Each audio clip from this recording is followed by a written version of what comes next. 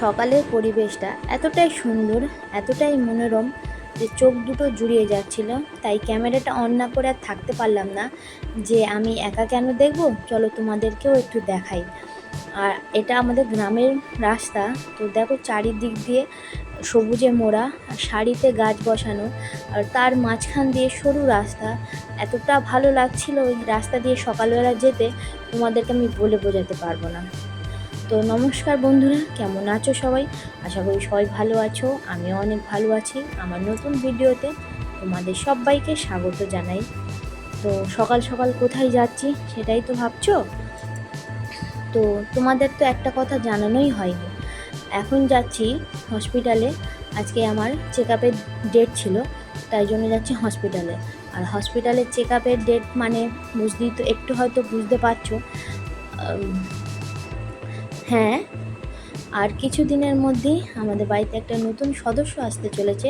তো তারই জন্য আজকে চেক আপের দিন ছিল।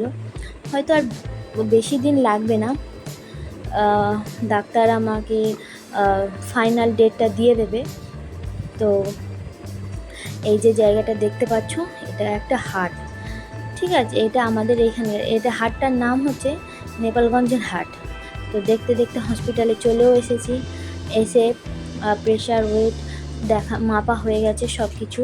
তো এখন ডক্টর দেখানোর লাইনে বসে আছি।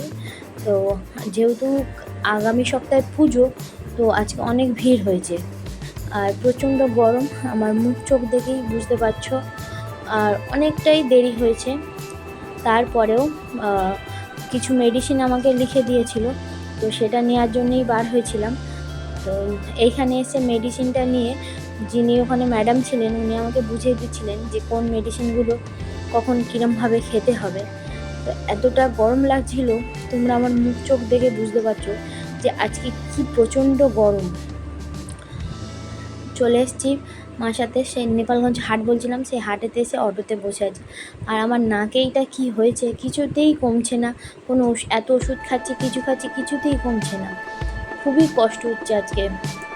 মা আমাকে এখানে নামিয়ে দিয়েছে, দিয়ে মা একটা কাজে গিয়েছে। তো আমি এখান থেকে অটো করে যাব। তো দেখো আমাদের চারিপাশের পরিবেশটা মানে সবুজে মোড়া পুরো। আর এই যে পাশে, ওটা আমাদের এখানে এটাকে খাল বলে। তো দেখো কতটা চওড়া। অটোটা মানে যখন চালু হয়েছে, তারপরে একটু হাওয়াটা আসতে যেন একটু ভালো লাগছিল শরীরটা। আজকে এতটাই গরম ছিল যে তোমাদেরকে আর কি বলবো। তো তাই চলে এসেছি কয়েলের মোড়। এখান থেকে একটা কাকু এখানে জল বিক্রি করছিল, তো কাকুটার কাছ থেকে জলটা নিয়ে নিলাম। এত গরমে জলটা খাওয়া উচিত নয়, কিন্তু এত গরম লাগছিল যে আমি মানে থাকতে পারছিলাম না। জলটা খাওয়ার জন্য খুবই ইচ্ছা হচ্ছিল, তো একটা জল কিনে খেয়ে নিলাম। তো হসপিটাল থেকে বাড়ি চলে এসেছি, দেখতে তো পাচ্ছ চোখ মুখের অবস্থা, চুলের অবস্থা। এসছি অনেকক্ষণ। চাবি প্রবীর ছিল লাস্টে বাড়িতে, তো চাবিটা কোথায় রেখে গেছে আমি জানি না। তো ওকে ফোন করছিলাম অনেকক্ষণ ধরে, ফোন ধরছিল না, ওই জন্য গেটে তো অনেকক্ষণ বসেছিলাম। এই ঘরেতে এইমাত্র ঘরে ঢুকলাম, জামা কাপড়টা ছেড়ে হাত মুখ ধুয়েছি, ধুয়ে এসিটা চালিয়েছি। এবার একটু বসবো, আমার আজকে প্রচুর কষ্ট হয়েছে, একদম এনার্জি নেই। তো আবার বিকেলবেলা একটা দিদিভাই কাপড় বিক্রি করে, তো দিদিভাই এসেছিল, অনেকগুলো কাপড় দেখাচ্ছিল। তো তার মধ্যে থেকে আমার একটা কাপড় পছন্দ হয়েছে, তো সেই কাপড়টা, এটা আমি নিয়ে নিলাম। আজকে রাতের বেলা ফেনা ভাত আর আলু সিদ্ধ, বেগুন সিদ্ধ দিয়ে মাখা, শুকনো লঙ্কা ভেজে, তো খুবই সুন্দর লাগে খেতে। তো এটাই আমাদের রাতের ডিনার। যেহেতু দুপুরবেলা আমরা হোটেলে ভাত খেয়েছি, তো রাত্রেবেলা আর কিছু রান্না করিনি, জাস্ট এসাই রান্না হয়েছে।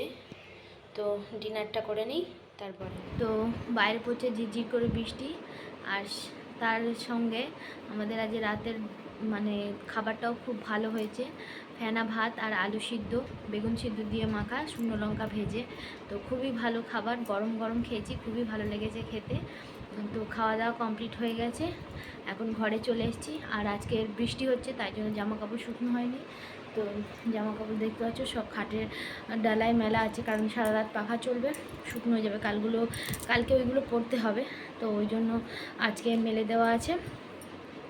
তো আজকের মতো এই পর্যন্ত। আমার ভিডিওটি যদি তোমাদের ভালো লাগে তাহলে অবশ্যই আমাকে লাইক করবেন, কমেন্ট করবেন আর শেয়ার করবেন, যাতে আমি আরও ভালোভাবে তোমাদের ভিডিও বানাতে পারি এবং উপহার দিতে পারি। তো অবশ্যই আমাকে সাপোর্ট করবে আর আমার সাথে থাকবে। ধন্যবাদ।